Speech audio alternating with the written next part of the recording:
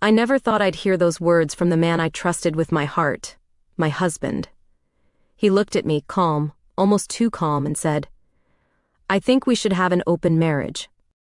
For a moment, my world stopped, my chest tightened, my mind raced, trying to understand if I had even heard him right. An open marriage, him, asking me to share everything we built together with someone else. And in that moment, I realized something terrifying. How you respond to a choice like that changes everything. I stayed quiet, my hands trembled, my heart pounded, and then I made a decision that would shock him in ways he never imagined. Before I tell you what happened next, make sure you hit that like button and subscribe. Trust me, you won't want to miss this story. My husband, Mark, he was the man I thought I knew completely, kind, protective, and loving. We had built a life together, our small apartment in the city, quiet Sunday mornings, whispered secrets in the dark. I believed we were unshakable, but lately, something had shifted. There were late nights at work he wouldn't explain, texts that made him smile in ways I didn't understand. I told myself it was nothing. I wanted to trust him. I had to. Then came that night. He sat me down, calm, almost too calm, and said words that froze me. Words I still hear in my nightmares. "I think we should try an open marriage." I remember staring at him, blinking, heart hammering. Part of me wanted to scream, to walk out the door and never look back, but another part of me felt a spark. A curiosity, dangerous and forbidden. I tried to reason with him. "Mark, why? Why now?" But he only shrugged, a casual shrug that hid a storm behind his eyes. And that's when I realized. He didn't want to fight. He wanted my permission. I let him think I was scared. I let him think I was debating it in my head. But the truth was, I had already started thinking about what I could do. And not just anyone. Someone in his life. Someone so close that he would never expect it. Someone whose betrayal would cut deeper than he could imagine. For now, I kept my thoughts secret. I smiled, nodded, and said the words he wanted to hear. "Okay, let's see where this goes." I wanted him to believe he still controlled the story, that I was just going along. Little did he know I had already decided I was the one in control now. After I said yes, life didn't become easier. It became a careful dance. I watched him closely. Mark, his gestures, the way he laughed at messages, the subtle secrecy he thought I didn't notice. Every detail fed my plan. I started asking myself questions I never thought I would. What would shock him? What would make him realize he had underestimated me? Days passed. I kept up appearances, pretending to be hesitant, pretending to weigh the morality of it all. I asked myself, could I really do what I was imagining? My heart raced at the thought, not out of guilt, but power. He tried to test me, of course. A message from someone he thought I might be interested in, or a casual question about who I was seeing. Each time, I smiled, stayed composed, gave nothing away. And then, I met him, his brother, Ryan. Ryan was everything Mark wasn't. Carefree, charming, and dangerous in ways that made me feel alive. I never imagined it would come to this, yet the thought of seeing Mark's face when he found out, it consumed me. Every encounter with Ryan was a careful game. Flirting with subtle glances, conversations layered with hidden meanings, nothing explicit but enough to make my intentions felt without words. I could feel the tension building inside me. Part of me questioned my own morality. Was this wrong? Was it too far?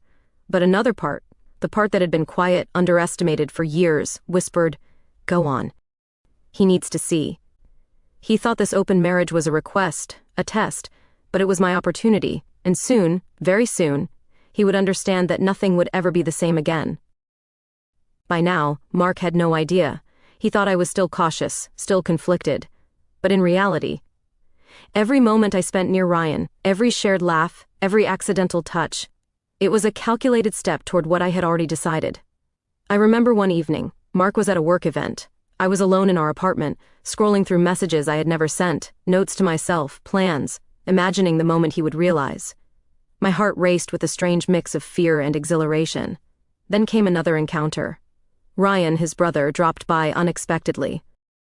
I greeted him with a smile, warm, welcoming, the kind that hides more than it shows. There was tension in the air, unspoken, like we were sharing a secret the world couldn't know. I could feel it, the dangerous electricity, the thrill of doing the forbidden. Each moment I spent with him, it was subtle, nothing explicit, just enough to make the audience feel the tension. A lingering look, a carefully timed laugh, a brush of the hand, all implying more than words could say. Mark called that night. His voice was light, casual. But I heard it, the underlying fear. He asked innocent questions. Are you alone? Nothing unusual happening? Little did he know, everything was unusual. Everything had changed. I started noticing him watching me differently, a flicker of doubt in his eyes, a hesitation in his step when he entered the room. And with every glance, I felt the scales tipping. The power was shifting, and I was leading the dance. I wasn't cruel. I was precise. I waited, calculated, letting tension build to a breaking point. Every smile, every casual remark about Ryan, every suggestion that I was exploring, it was all carefully placed to make Mark question everything he thought he knew about me. And then, one evening, it happened. A small innocent comment from me, and suddenly I saw it in his eyes, confusion, fear, and finally, the realization that he had lost control. I let him stew in that uncertainty, just long enough for the suspense to reach its peak. I knew the climax was near, the moment when he would confront me, when he would fall to his knees begging. It was coming, and I was ready. I had made up my mind. The game had changed, and nothing could go back to the way it was before. The day finally came. Mark walked through the door, thinking everything was normal. He smiled, tried to make small talk, but I could feel it, the fear lurking beneath the surface. He knew something had changed, but he didn't know what. I let him settle. I waited. And then, I spoke. Just a few words, casual, almost innocent. And I saw it instantly. His eyes widened, a flicker of panic. And then, realization. He fell to his knees right there in the living room, begging. Please, don't. I can't lose you. I can't. I'll do anything. I'll never ask again. Please. His voice cracked, desperation spilling out like a torrent he couldn't control. For a moment, I felt something stir inside me, a pang of guilt maybe, or maybe it was satisfaction. Either way, I had already made up my mind. I stayed calm. I let the silence stretch. I let him see fully that he had underestimated me, that the rules of our life had shifted, irrevocably, and when he looked up, searching my face for forgiveness or a hint of mercy, he found only certainty. Mark, I said softly, each word deliberate, slow, weighted with meaning. This isn't about punishment, it's about control. I've made my choice. The room felt heavy. Every sound seemed amplified. The ticking of the clock, the soft hum of the refrigerator, the rapid beating of his heart. He realized then that begging would not undo what had been set in motion. And as he stayed on the floor pleading, I felt a strange liberation. The fear, the doubt, the tension. It had all led to this moment. I had taken control of my own story. And nothing would ever be the same again. I could see the cracks in him, the shame, the shock, but also the truth he had to face. He had thought he held power, but I had been in control all along. After that night, everything changed. Mark and we were never the same. The trust we once had was broken, but in a way so was the illusion of control he thought he possessed. I had learned something about myself, about power, about the choices we make when we refuse to stay silent. I often think back to that moment, watching him on the floor pleading, the desperation in his voice. And I ask myself, was it cruelty? Or was it clarity? Was it revenge? Or was it simply taking ownership of my own life? I don't regret my choice. I needed to see him understand that some boundaries, some lines, are not for him to dictate.